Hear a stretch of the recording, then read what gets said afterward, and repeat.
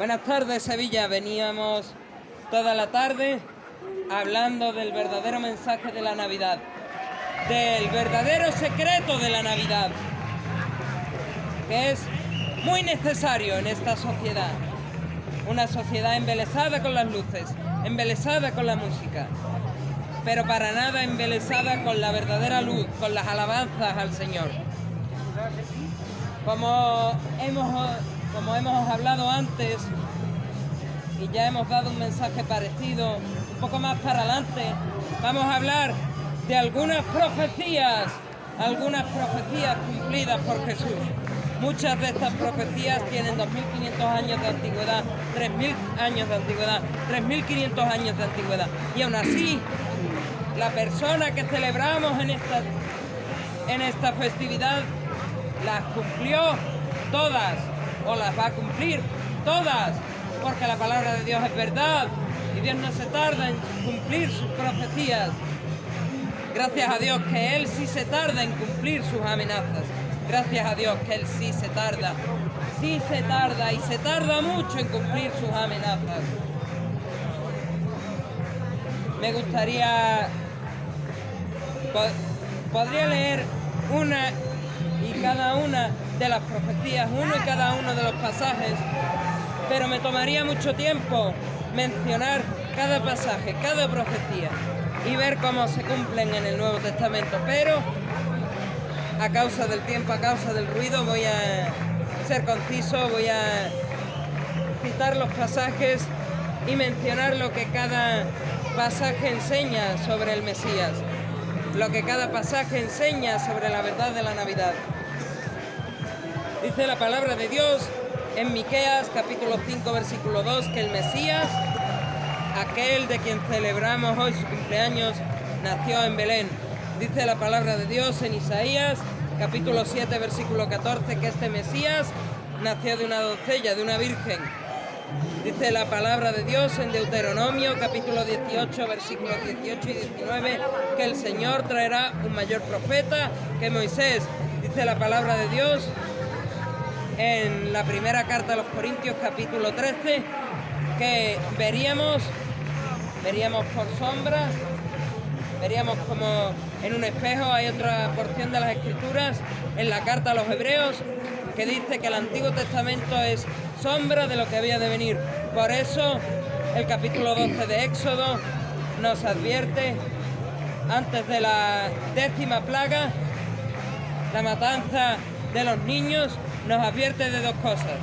Jesús como el Cordero de la Pascua que va a librar al mundo de sus pecados, pero también de la matanza de otros inocentes que no venían de la tierra de Egipto, sino que venían de la Palestina romana. Todas estas profecías se cumplen al principio de los evangelios.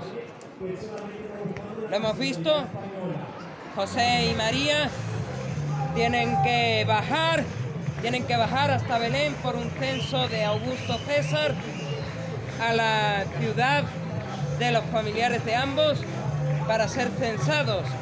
Estando María encinta, no encuentran lugar en la ciudad para ellos, y el Mesías, Jesús, nace recostado en un pesebre del vientre de una doncella virgen llamada María. Este Mesías que nace recostado en un pesebre, este es mayor profeta que Moisés, definitivamente mayor profeta que Moisés. Dice su primo Juan en el Jordán, cuando vio a Jesús acercarse para tomar el bautismo, que este sería el Cordero de Dios que quita el pecado del mundo. Un mayor Cordero que el Cordero de la Pascua. Amén. Dice también Isaías capítulo 49 versículos 6 y 7 que este Mesías, que este Jesús de quien celebramos su cumpleaños, sería adorado y sería menospreciado como Dios. ¿Y cuán ciertas son estas palabras en el día de hoy? ¿Cuántas personas menosprecian el regalo de la luz de Dios, el regalo del Verbo encarnado, el regalo del Dios que se encarnó? Pero cuántas otras, gracias a Dios, gloria a Dios por eso, adoran a este Verbo encarnado. Pero también hay otras, desgraciadamente, que ni lo menosprecian ni lo adoran como a Dios. Es el caso de los testigos de Jehová, es el caso de los Solo Jesús, es el caso de los mormones y es el caso de muchos otros, católicos incluidos, que no adoran a Cristo como Dios, sino que en su lugar ponen a María. Dice la palabra de Dios en Oseas capítulo 11, versículo 1, que el Mesías, Jesús mismo, sería llevado a Egipto. Lo hemos visto antes en el capítulo 12 de Éxodo, con la 10ª plaga, la matanza de los inocentes. Y hay una segunda matanza después del nacimiento de Jesús, cuando los magos de Oriente se acercan al palacio del rey Herodes a adorar y a traer regalos al rey de los judíos. Herodes, muy enfadado y muy sorprendido, dice: buscad al niño y cuando lo encontréis decidme dónde está para que yo vaya y lo adore también. Los magos de Oriente van hasta Belén siguiendo la estrella de Oriente, que tantas y tantas banderitas se encuentran en los balcones hoy en día diciendo: yo soy de la estrella de Oriente. Pues estos magos siguen la estrella de Oriente hasta Belén Efrata, la ciudad donde nació el rey David, la ciudad de Isaí su padre. Encuentran al niño envuelto en pañales, en un pesebre donde los animales comían, y allí se postran a adorarlo y le entregan sus presentes. Después se van por donde volvieron. Y como el rey Herodes no recibió de nuevo la visita de los magos, muy enfadado porque había nacido el verdadero rey de los judíos, él manda matar a todos los niños menores de 2 años. Es por eso que Jesús es llevado junto a su madre María y a su padre adoptivo José hasta Egipto para cumplir, como tanto dicen los evangelios, para que se cumpla lo dicho por el profeta cuando dijo: de Egipto llamaré a mi hijo. Esto está en la profecía de Oseas, capítulo 11, versículo 1. Muchas más profecías tenemos. El Mesías es el Hijo de Dios, eso lo dice Salmos, capítulo 2, versículo 7. El Mesías nació y su reino será eterno y su paz será eterna. Eso lo vemos en la profecía de Isaías, capítulo 9, versículos 6 y 7. Un niño nos es nacido y el principado sobre su hombro. Él será llamado admirable, consejero, Dios fuerte, Padre eterno, príncipe de paz. Lo dilatado de su imperio y su paz no tendrán fin. Eso dice Isaías, capítulo 9, versículos 6 y 7. Más profecías. El Mesías entrará en Jerusalén montado en un asno, como el rey de los judíos. Eso lo encontramos en la profecía de Zacarías, versículo 9 del capítulo 9. Y lo vemos también, Sevilla, que es tan católica, el Domingo de Ramos, en la borriquita. Y lo vemos también en las palmas, en las hojas de palma que se reparten después de salir de las iglesias. Porque dicen los evangelios que la gente en Jerusalén, al entrar Jesús para celebrar la última Pascua, tiraron las hojas de palma, tiraron sus vestiduras y dieron salves y alabanzas al rey de los judíos, que iba montado en un pollino de asna, para cumplir lo dicho por el profeta Zacarías. Zacarías, capítulo 11, versículos 11 y 12 dicen que el Mesías sería traicionado por 30 monedas de plata. Vemos la culminación de esta traición cuando aquí en esta Sevilla tan católica, el lunes de la Semana Santa, sale del centro el beso de Judas. Y sabemos por las Escrituras que para cumplir lo dicho por el profeta Zacarías, Judas traicionó a Jesús por 30 monedas de plata. Dice Isaías, volvemos a Isaías, capítulo 35, versículo 4, el Mesías y Salvador es Dios mismo. A pesar de lo que dicen los testigos de Jehová, a pesar de lo que dicen los mormones, a pesar de lo que dicen los solo Jesús. Más profecías. El Mesías es Dios de justicia y es parte de la descendencia de David. Lo vemos en Jeremías, capítulo 23, versículos 5 y 6. El Mesías es siervo y descendiente de Isaí, padre del rey David. Lo vemos en Isaías, capítulo 11, versículos 1 y 2. El Mesías exclamará sometimiento al Padre. Salmos 22, versículo 1, cuando él, en una de sus 7 palabras en la cruz, dice: Dios mío, ¿por qué me has abandonado? Estas son las palabras del rey David en el Salmo 22, versículo 1. Otra profecía cumplida. Daniel, la profecía de Daniel, capítulo 9, versículos 24 al 27. La profecía de las 70 semanas. Muy usada por los dispensacionalistas. Qué pena de los seguidores de John Nelson Darby, que creen algunos, no todos, gracias a Dios no todos, pero creen algunos que se puede calcular el tiempo y la venida del Mesías a través de la profecía de las 70 semanas de Daniel. Los seguidores de John Nelson Darby y también los testigos de Jehová. ¡Qué desgracia! ¡Qué desgracia! Pero esta profecía, aparte de eso, enseña otras 2 verdades. Y es que ha de venir un Mesías. ¿Cuándo va a venir? Mucho después del restablecimiento de Jerusalén. Esta profecía está mencionada en el exilio de los judíos a Babilonia. No sabían que iban a volver a su tierra, a Judá, a Jerusalén, pero lo que Daniel sí les explicó es que vais a volver a Jerusalén, vais a volver a Judá, vais a restablecer la capital, vais a restablecer el templo, y después de eso, un tiempo supuestamente indeterminado de días, vendrá un Mesías. 400 años desde la última profecía del Antiguo Testamento hasta el capítulo 1 de Mateo. 400 años de aparente silencio, de aparente falta de inspiración divina. Aunque los católicos sean ortodoxos, orientales, ortodoxos, sean católicos o romanos o de cualquier denominación del catolicismo, crean que no.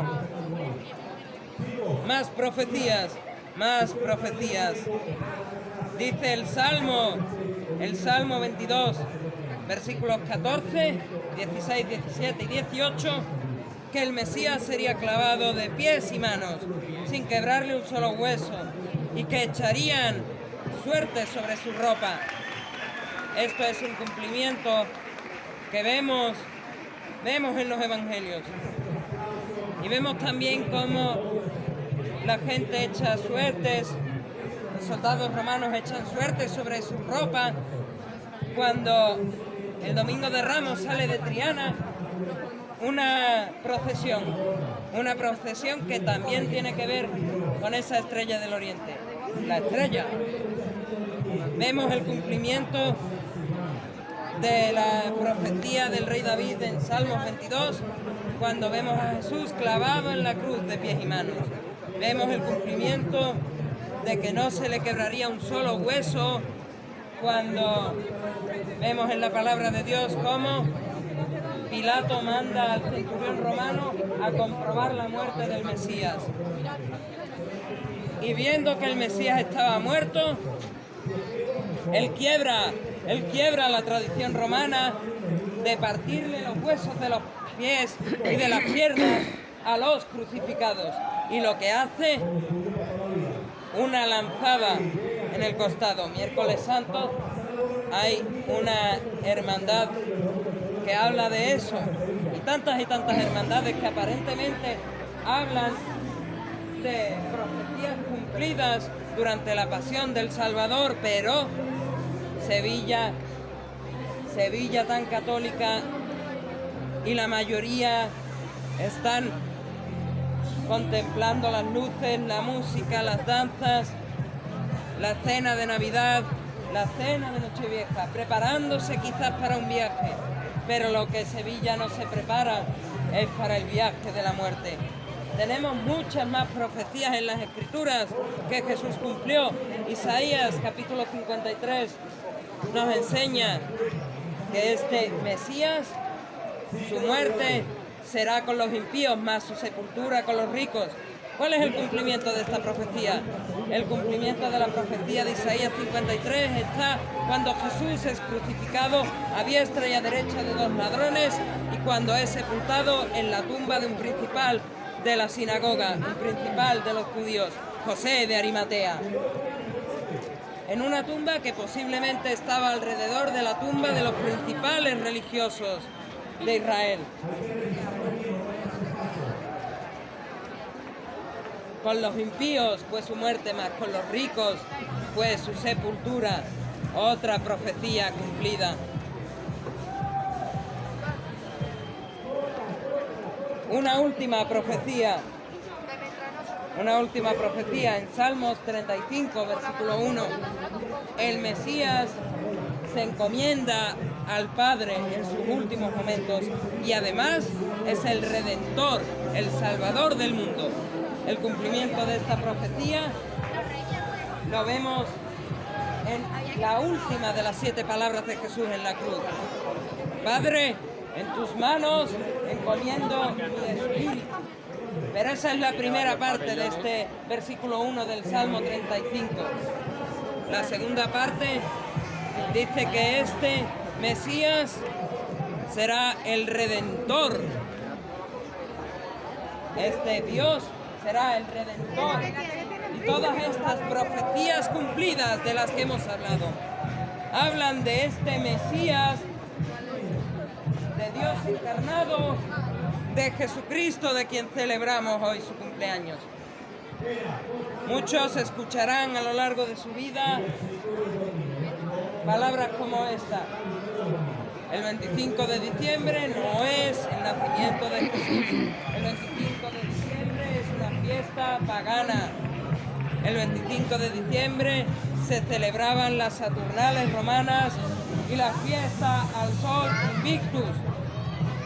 Los primeros años de la Iglesia cristiana no registran ni la celebración del cumpleaños de Jesús ni la celebración puesta en el 25 de diciembre. Y es cierto, es totalmente cierto. También es cierto que muchos dirán, después de la institucionalización del cristianismo, después de la legalización del cristianismo por Constantino, la Navidad se pone el día 25 de diciembre. Navidad que además es imposible que se haya promulgado mucho antes, porque viene del término latino nativitas, nacimiento, porque Jesús nació, Dios se encarnó. Y vemos en los balcones muchas veces unas banderitas, unos estandartes de color rojo, con un muñequito, con potencias puestas en su cabeza, 3 potencias, que dice Dios ha nacido o algo así. Pero la verdad es que deberíamos cambiar esa banderita por una que tenga el mismo dibujito, incluso los mismos colores, y que ponga arriba: Dios se ha encarnado. Esto es un muñeco. Esto es un muñeco. El dibujito de los carteles de Dios ha nacido, Feliz Navidad, es un muñeco. Literalmente, ¿cómo va a ser Dios mismo? ¿Cómo van a capturar ese dibujito, ese muñequito, la gloria del Dios Todopoderoso? Pues Cristo sí la capturó.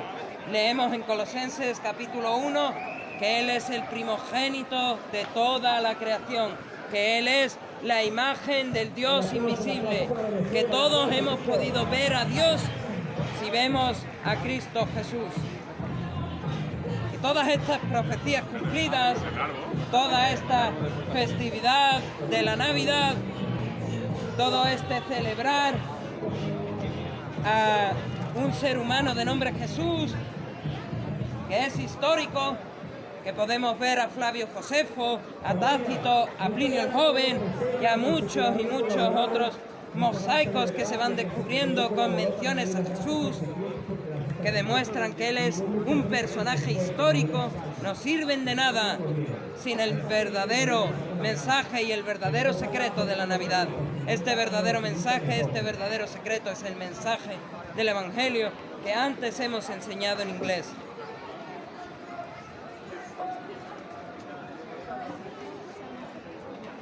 Termino.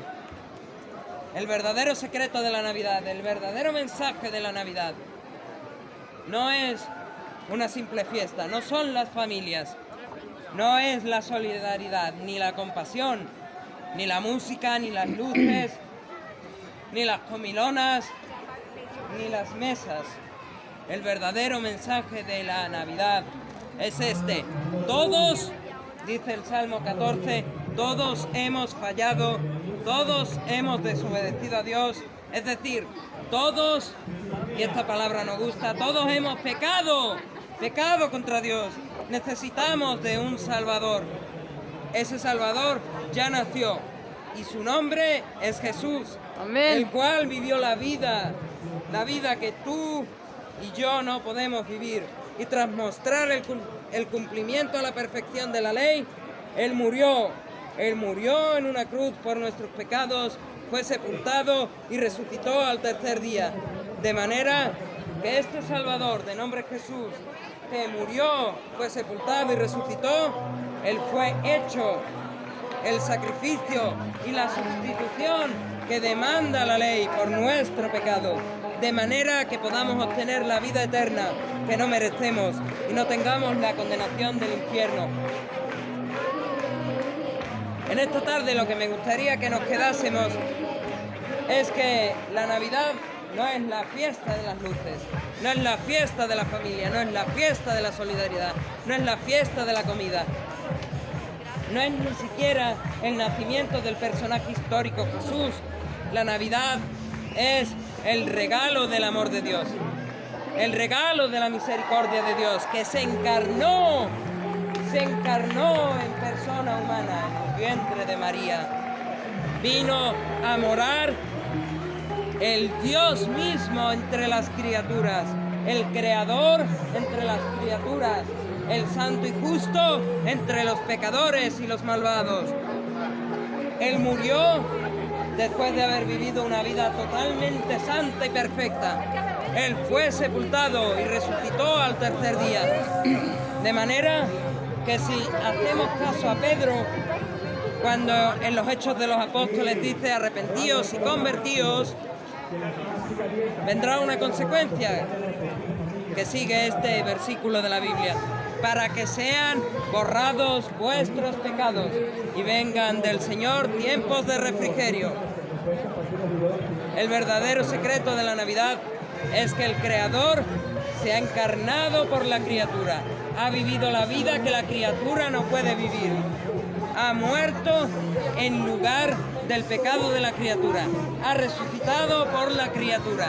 Y si la criatura se arrepiente de haber fallado contra Dios mismo, si la criatura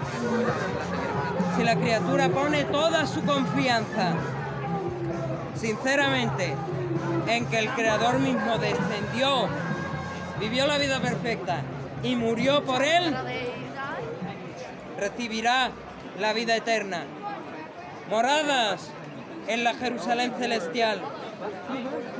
El Señor Jesús En Juan, en el Evangelio de Juan dice: yo me voy a prepararos moradas en el cielo, pero vendrá sobre vosotros el Consolador, el Espíritu Santo.